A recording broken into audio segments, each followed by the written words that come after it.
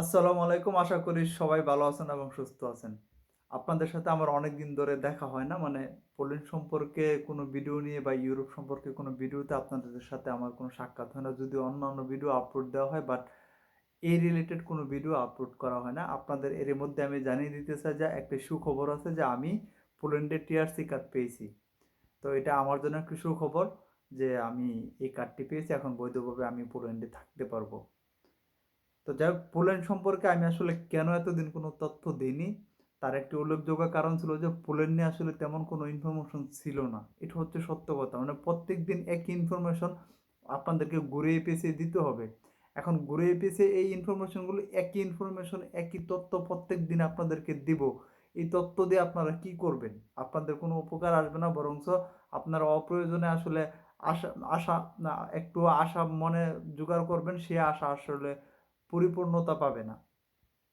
এই সব কিছু চিন্তা করে আসলে আপনার এই পোল্যান্ড সম্পর্কে ভিডিও দেওয়া অফ অফ করেছিলাম। তার কারণ হচ্ছে যে তেমন কোনো ইনফরমেশন নেই, তেমন কোনো তথ্য নেই যে তথ্য আপনাকে দিব এবং সেই তথ্য নিয়ে আপনি উপকৃত হবেন। তো এই জন্য মূলত কোনো ভিডিও আমি আপলোড করিনি। তো এখন আপনাদেরকে আমি একটি ছোট ছোট কিছু সুখবরই বলতে পারেন যে পোল্যান্ড সম্পর্কে এখন সবচেয়ে ভালো দিক যেটা, যে পোল্যান্ড ভিসার ইস্যুটা 24 সালের তুলনায় অনেকটা ভালো। তার কারণ হচ্ছে যে 24 সালে যে ভিসাগুলো সবগুলোই মূলত রিজেক্ট হয়ে গেছে। ম্যাক্সিমামই রিজেক্ট, প্রায় 99% রিজেক্ট। সেই তুলনায় 2025 সালে ভিসার ইস্যু অনেক ভালো। 24-এর তুলনায় 2025-এ ভিসার ইস্যু অনেক ভালো। আর আরেকটি গুরুত্বপূর্ণ কথা হচ্ছে যে পোল্যান্ডের যেই স্যালারি সেটাও বেড়ে গেছে। সব কিছু মিলে এখন যারা ইউরোপে আসার চেষ্টা করবেন 2025 সালে, আপনারা এই সুযোগটা কাজে লাগাতে পারেন। সুযোগটা হচ্ছে যে 2025 সালে যেহেতু ভিসা কম হয়েছে, নর্মালি 2024 যেহেতু ভিসা কম হয়েছে, 2025-এ ভিসা বেশি হবে। এটা হচ্ছে একটা নর্মাল লজিক। তারপরও এবার ভিসার ইস্যুটা বেশি। তার কারণ হচ্ছে যে ডকুমেন্টরা আগে যেভাবে হতো যে ফেক ডকুমেন্ট হলেই, যে কোনো একটা ডকুমেন্ট হলে আপনি ফাইল জমা দিতে পারতেন। এখন কিন্তু সেই কাজটা করতে পারেন না। এখন একমাত্র উপায় হচ্ছে আপনাকে অরিজিনাল ডকুমেন্ট ব্যতীত বা অরিজিনাল ওয়ার্ক পারমিট ব্যতীত আপনি ফাইলটা জমা দিতে পারতেছেন না। এই সব কিছু কারণ মিলে বর্তমানে ভিসার ইস্যুটা ভালো। আর 2025 সাল যারা ইউরোপে আসতেছেন, আপনাদের জন্য এটা সুবর্ণ সুযোগ। আপনারা যে কোনোভাবে ইউরোপে ঢোকার চেষ্টা করেন। সেটা ক্রোয়েশিয়াতে ঢুকতে পারেন, সেটা রোমানিয়াতে ঢুকতে পারেন, সেটা আপনি বুলগেরিয়াতে ঢুকতে পারেন। যেদিকে আপনি বৈধভাবে আসতে পারবেন, কথা হচ্ছে আপনার ইউরোপের যে কোনো দিক থেকে বৈধভাবে আসতে পারেন সেই দিকে ঢুকেন। শুধু পোল্যান্ডে আসতে হবে, পোল্যান্ডে আসতে হবে, বিষয়টা এরকম না। আপনি ইউরোপের যে কোনো দেশে বৈধভাবে আসার পর আপনার যদি ইচ্ছা থাকে পোল্যান্ডে আসার, আপনি যে কোনো মুহূর্তে পোল্যান্ডে চলে আসতে পারবেন, কাজ করতে পারবেন এবং বৈধভাবে থাকতেও পারবেন।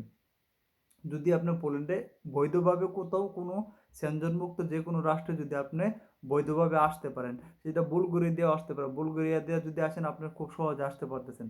আপনারা একটু বিকল্প পথ খুঁজতে পারেন। আপনারা আহ, ক্রোয়েশিয়া দিয়ে একটা সুযোগ ছিল, সেই সুযোগটা আবার হয়তো কিছুটা কমে গেছে, বাট তারপরও সেটাও চেষ্টা করতে পারেন।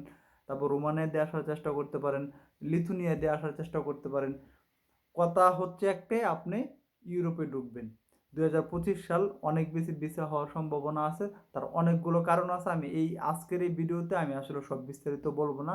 অবশ্যই সামনে কোনো ভিডিওতে আমি বিস্তারিত পার্ট বাই পার্ট কোন দেশ দিয়ে আসলে কি কি সুযোগ সুবিধা পাবেন, কিভাবে আসতে পারবেন, আমি এই বিষয়গুলো বোঝার চেষ্টা করবো। তবে এখানে একটা প্রশ্ন থাকতে পারে যে বাংলাদেশ থেকে পোল্যান্ডের ভিসা অ্যাপ্লিকেশন করা যায় কিনা।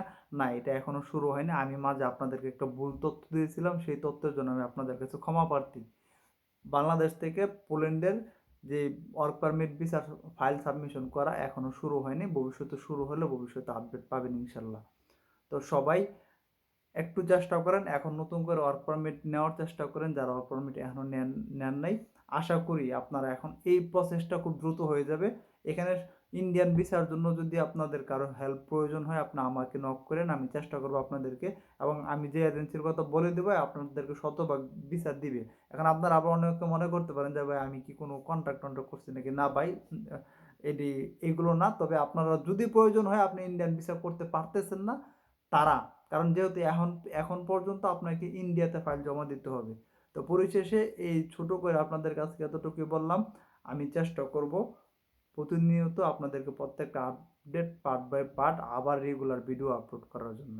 যেহেতু এখন ভিসা হচ্ছে তাই আমি ভিডিও আপলোড করব। এতদিন কোনো ইনফরমেশন ছিল না, এতদিন ভিসা হচ্ছে না, আপনাদেরকে হতাশ করার কোনো ইচ্ছা ছিল না বিধায় আমি এতদিন কোনো ভিডিও করিনি। তো সবাই ভালো থাকবেন, সুস্থ থাকবেন। আল্লাহ হাফেজ।